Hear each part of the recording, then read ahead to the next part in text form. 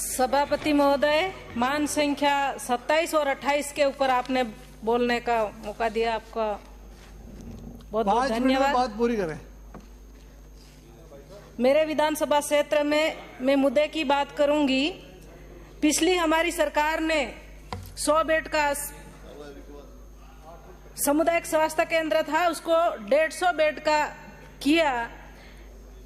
जिस तरह से मेरे विधानसभा क्षेत्र में जो अस्पताल बना हुआ था, बहुत पुराना अस्पताल था और वो अस्पताल की बहुत पुराना अस्पताल था। उस अस्पताल में राजा महाराजों के टाइम का कोई ठिकाना था, उसमें भवन में चलाया जा रहा था और पीछे फिर रेल के डिब्बे की तरह क्रमोन्नत होते गए और भवन बनते गए। आज भी उसी अस्पताल को हमारी सरकार गहलोत साहब ने 6 करोड़ 11 लाख की लागत से उस भवन को स्वीकृत किया और बिल्डिंग बन के तैयार हो चुकी है। उसका शिलान्यास भी कांग्रेस और बीजेपी सभी ने मिलकर उसका शिलान्यास किया। उद्घाटन भी उन्होंने 10/2023 का उस भवन का उद्घाटन भी किया। इसके बाद में हॉस्पिटल, जो पुराना हॉस्पिटल से उसको नए हॉस्पिटल में शिफ्टिंग करने के बाद बीजेपी के कार्यकर्ताओं ने इसका विरोध करके, मैं मंत्री जी से कहना चाहती हूं कि उसको विभाग के अधिकारी भी हैं, उसको दिखवा के और उसकी जांच करके वास्तविक वो भवन कमेटी बनी और कमेटी बन के उसकी गंभीर हालत में, जर्जर अवस्था में था, उस बिल्डिंग को जल्दी से बना के उस नया भवन में शिफ्टिंग कराने का कष्ट करें।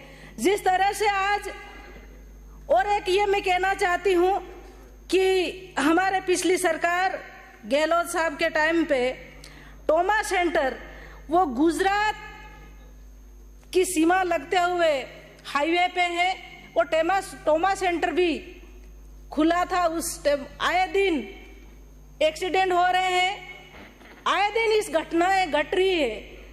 इस टोमा सेंटर को मैं मंत्री जी जब भी रिप्लाई दे उसमें ये टोमा सेंटर का, कुशलगढ़ विधानसभा सज्जनगढ़ का, बिलकुआ का जिक्र करें और ये मेरी मांग रखती हूं। जिस तरह से मैं ये कहना चाहती हूं कि उप स्वास्थ्य केंद्र सज्जनगढ़ में पिछली सरकार ने राशि स्वीकृत करने के बाद भी आज तक इस कार्य को अभी तक किया नहीं है। किन ठेकेदारों ने इस ठेकेदारी ली और इन ठेकेदारों को जिस तरह से उन्होंने बिलों में लेना इनकी परेशानी है, यह हमारी जनता की परेशानी नहीं है। इसलिए ऐसे जिन अधिकारियों ने और जिन ठेकेदारों ने आज तक ये 8 हमारे उप स्वास्थ्य केंद्र है, उनको जल्दी से जल्दी उसको स्वीकृत करा के निर्देश दे के उसको कराया जाए। और मैं एक ये कहना चाहती हूं कि ग्राम पंचायत पाटन में भवन बन रहा है, उस ठेकेदार ने चालू भी कर दिया, छत डाल दी। इसके बाद में आज तक वापस खिड़की, दरवाजे और नीचे की पत्थर आज तक नहीं लगाए। इसी तरह से उकाला की ऐसी कैसी हालत, भवन कॉलम खड़े करके ठेकेदार गया तो वापस नहीं आया।